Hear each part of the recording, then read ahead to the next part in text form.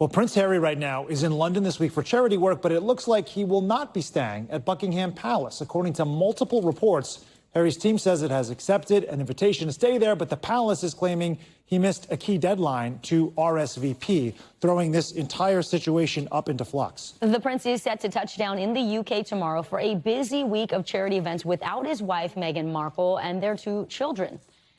NBC News correspondent Danielle Hamamjian joins us now from London.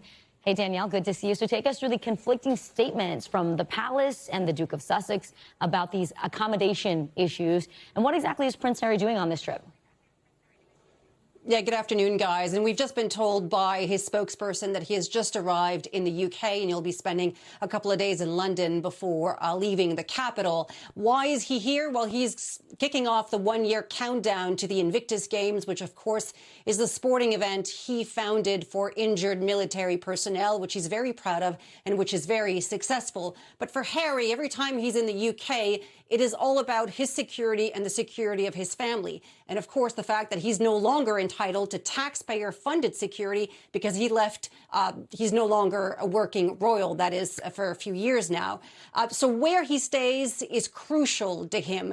So the day started with a spokesperson from Prince Harry saying that he had accepted an invitation to stay at Buckingham Palace in central London. Within a few minutes, there were multiple reports citing Buckingham Palace, reporting the exact opposite. Now, a statement from his spokesperson saying he was able to formally accept the offer of accommodation for himself over the weekend. It is therefore unclear why, having formally accepted the accommodation offer, it has now been withdrawn at the last moment. Now, Buckingham Palace is cited as saying that by the time Prince Harry did say yes, it was too late, quoting, the appropriate hospitality and staffing provision was no longer available.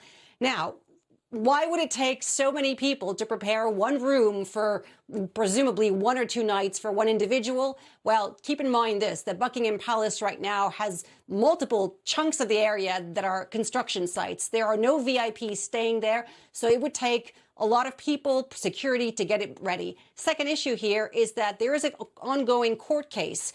Prince Harry, along with other high-profile individuals, are accusing the publisher of the Daily Mail of unlawful behavior. That verdict comes out tomorrow, you guys, and for palace officials, that adds a layer of complexity. The king, yes, is Prince Harry's father, but he's got a constitutional position to consider here, and it should not be compromised. So that adding another layer of complexity.